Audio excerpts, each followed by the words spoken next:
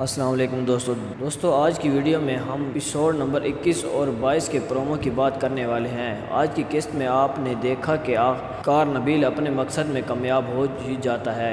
ایما کا گھر بکوا کر اس کا حصہ لینے کے باوجود بھی اس کو سکون نہیں۔ اگلی قسط میں آپ دیکھیں گے کہ آصف چیک دینے جب نبیل کے گھر آتا ہے تو نبیل کہتا ہے کہ آپ خود گھر کہاں لیں گے، اتنے پیسے ہیں آپ کے پاس۔ آصف اسے کچھ نہیں بتاتا کہ یہ گھر بکنے کے بعد بھی انہی کے پاس ہے۔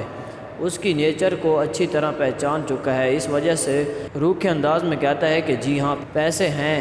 تب ہی نبیل طنز میں کہتا ہے کہ آپ کو بہنوں سے ڈبل حصہ ملا ہوگا، کی تو نظر پورے گھر پر تھی، صرف ایک حصے کا اس نے کیا کرنا ہے۔ ایما کو گھر لانے کے بعد وہ اس کے بھائیوں سے مزید پیسوں کی ڈیمانڈ کر سکتا تھا۔ آگے آپ دیکھیں گے کہ آخر کار ایما کی شادی کا دن آ جاتا ہے۔ نبیل ناظمہ کو بلا لیتا ہے، وہ اپنے شوہر کی شادی اپنے ہاتھوں سے کرتی ہے اور اپنی سوتن بیاہ کر گھر لے جاتی ہے۔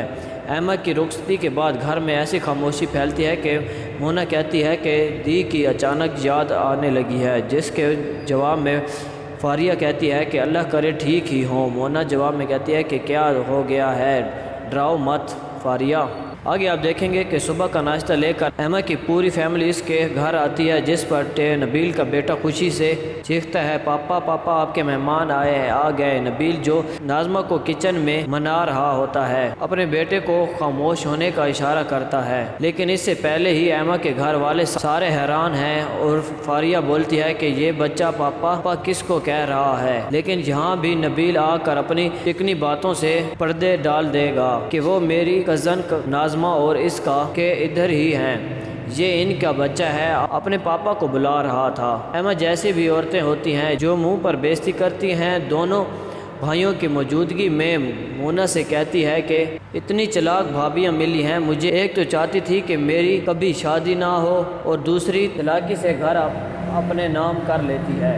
فاریہ کون سا خاموش رہنے والی تھی، فوراً جواب میں کہتی ہے کہ گھر پہنچنے کی وجہ سے بھی آپ کی شادی ہی تھی۔ اس سے پہلے کہ فاریہ اور ایما کے پھر سے لڑائی ہو جاتی، فوزیہ فوراً بات کو بدلتے ہوئے کہتی ہے کہ آپ یہ چھوڑیں ایما باجی، یہ بتائیں کہ آپ کو منہ دکھائی میں کیا ملا۔ شیشے کے سامان مزے سے تیار ہوتی ہوئی ایما کے ہاتھ رک جاتے ہیں، یہ تو اس نے سوچا ہی نہیں کہ نبیل نے اسے منہ دکھائی میں نہیں دی۔ نبیل کی خیر نہیں، اب ایما اسے کچا چبا کر منہ دکھائی نکلوائے گی۔ ایما اپنے گھر والوں کے ساتھ واپس اپنے گھر جاتی ہے اور یہاں جب اظہر اور عاصم ان سے پوچھتے ہیں کہ نبیل بھائی نے ولیمے کے بارے میں کچھ نہیں بتایا تو وہ فوراً نبیل کو فون کرتی ہے کہ ولیمے کا پیغام نہیں دیا تم نے، جس پر نبیل کہتا ہے کہ کون سا ولیمہ، میں کوئی ولیمہ نہیں کروانے والا، پہلے ہی بہت خرچہ کر چکا ہوں۔ اس کی بات سن کر ایما کا پارا چڑھ جاتا ہے، کیا بکواس کر رہے ہو نبیل، دماغ ٹھیک ہے تمہارا؟ وہ غصے میں یہ بھی بھول چکا ہے کہ نبیل اس کا شوہر ہے اور ایسی کڑوی باتیں سننے کی عادت صرف اس کی بہن بھائیوں کو ہے۔ آپ کو کمنٹس باکس میں اپنی رائے ضرور دیں دیجیے، شکریہ، اللہ حافظ۔